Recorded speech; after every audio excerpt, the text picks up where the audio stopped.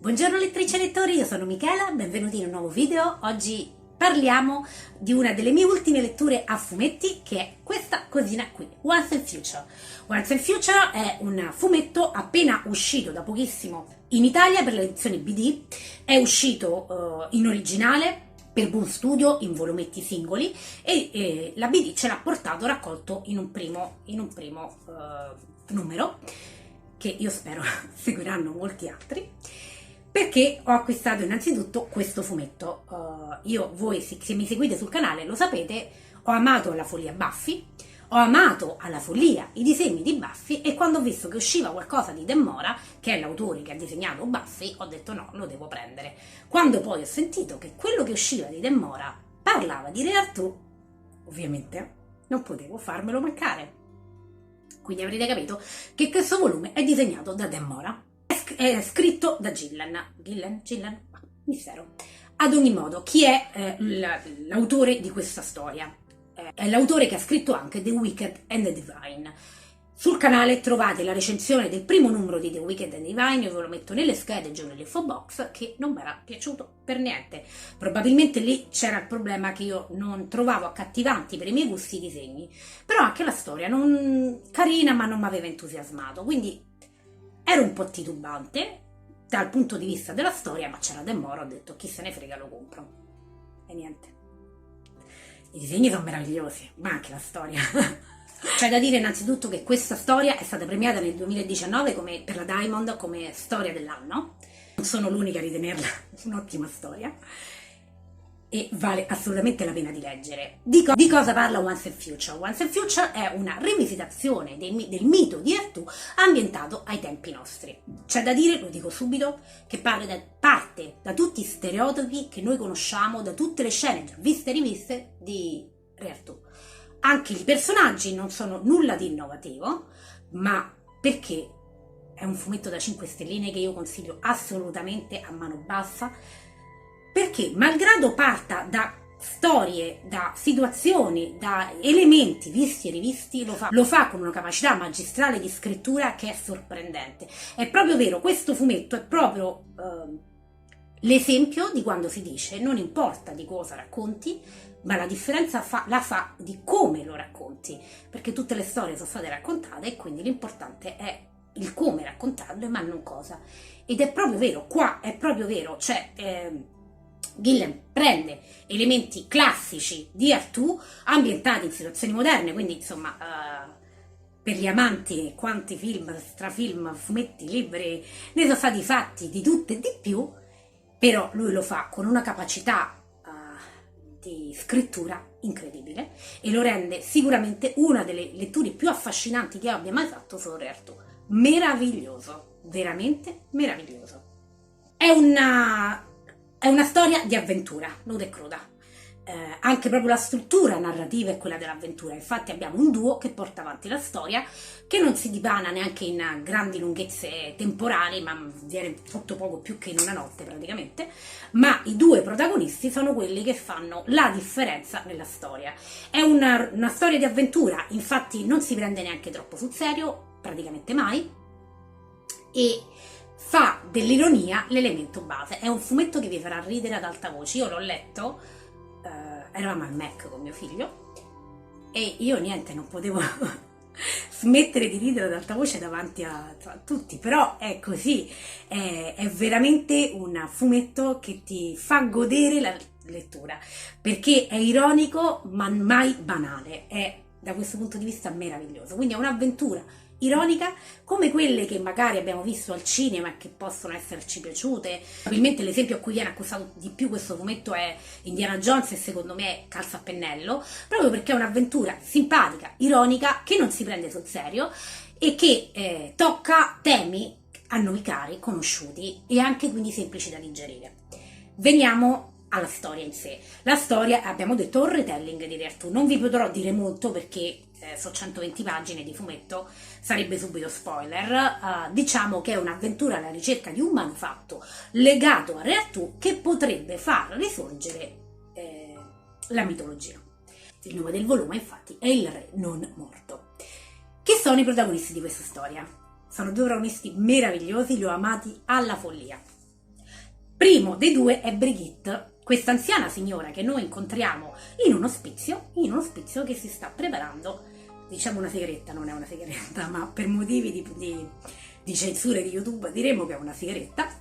Quindi avete capito il tipetto che è questa Brigitte, eccola qua, che nelle prime pagine del volume ha avuto il settore che qualcosa sta per succedere, evade dall'ospizio e si va a fare rifornimento di armi. Insomma, avete capito, una zilla signora meravigliosa, è un po' stronza, ve lo dico subito, ma è meravigliosa, un personaggio fantastico, non te la mando a dire, è sempre molto diretta ed è favolosa, cioè l'ho adorata alla follia. Brigitte si trova sperduta nel bosco con queste armi e decide di chiamare in soccorso, o meglio di farsi aiutare, perché non ha bisogno di soccorso di nessun tipo, di farsi aiutare dal nipote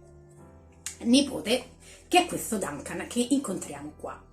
Duncan è rosso di capelli, bellissimo, sexy da paura, è tonto ma tonto in modo veramente spropositato. Lo troviamo all'inizio quando la nonna lo chiama, che è sul clou di un appuntamento, ma lui è troppo imbranato. Ma non è imbranato semplicemente con le donne, è proprio imbranato nella vita, è imbranato in tutto quello che fa. È un professore, quindi dovrebbe essere una persona aperta, intelligente, è un giocatore di rugby che lo rende aitante fisicamente ed è veramente sexy. Demora è riuscita a disegnarlo in un modo favoloso, ma è veramente imbranato. Voi, se sapete della mia passione per Thor e quindi dei personaggi letterari belli e tonti, capirete quanto posso aver amato Duncan. È pure rosso di capelli, Thor nei fumetti me lo fanno biondo, per cui io niente, sono stata conquistata da questi due personaggi alla follia, che vi devo dire. Poi il rapporto tra i due, tra Duncan e la nonna, perché sono i protagonisti che andranno avanti in questa ricerca e porteranno avanti la storia, e quindi abbiamo loro due che interagiscono, i battibecchi tra i due. Leggetevi sto momento, sono meravigliose, cioè le battute tra i due sono veramente ecco, ve ne metto una qua, non so se si leggerà mai, vediamo un po'. Sono sempre molto ironiche. Brigitte tratta il nipote con i guanti bianchi, lui non sa niente del mondo da cui viene lei è ovviamente, avete capito, insomma, un po' sui generis, e lui non sa nulla della nonna e lo tratta come un idiota, ma un pochino tonto Duncan è. E Duncan reagisce alla nonna come farebbe un bambino davanti all'uovo di Pasqua, con grande sorpresa, spalanca sempre gli occhi. Lo troviamo sempre con questi occhioni spalancati, poverino, è di una tenerezza meravigliosa. Eccolo qua, lo vedete, lo troviamo sempre veramente con gli occhi spalancati di fronte al mondo in cui la nonna lo sta portando. Il rapporto tra i due è favoloso, ovviamente è su quello che gira la storia ed è favoloso, meraviglioso. Se siete amanti delle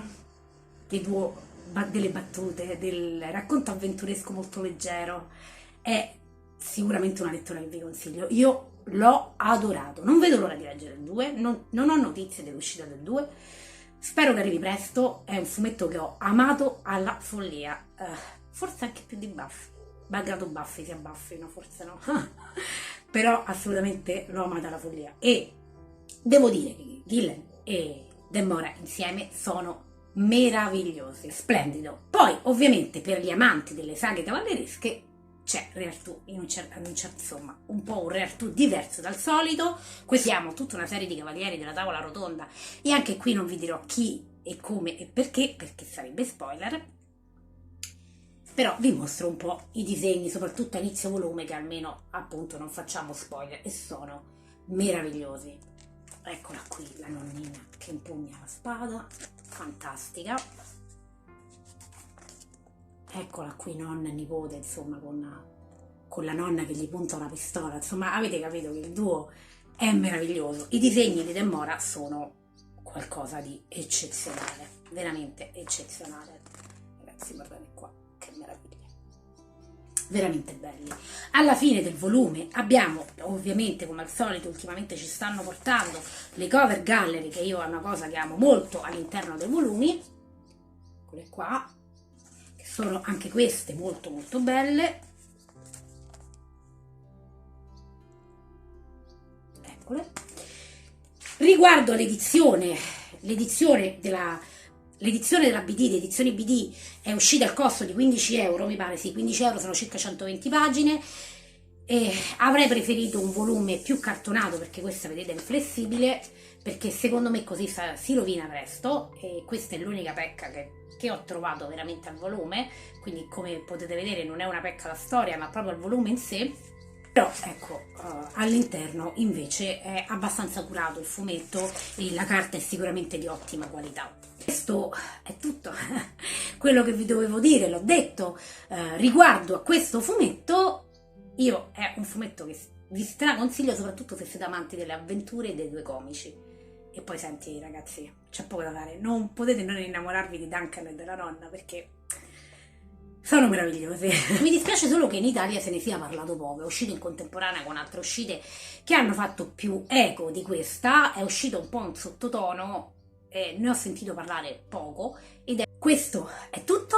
Io vi invito a lasciarmi un commento sotto, magari se conoscevate questo fumetto, se lo avete letto, se avete letto qualcos'altro di Del More come Buffy o di Gillen come The Weeknd di Divine. Se invece non l'avete letto, se voi incuriosito, scrivetemi altrimenti che cosa state leggendo in questi giorni, soprattutto se quello che state leggendo vi sta piacendo. Insomma, scambiamoci qualche consiglio di lettura.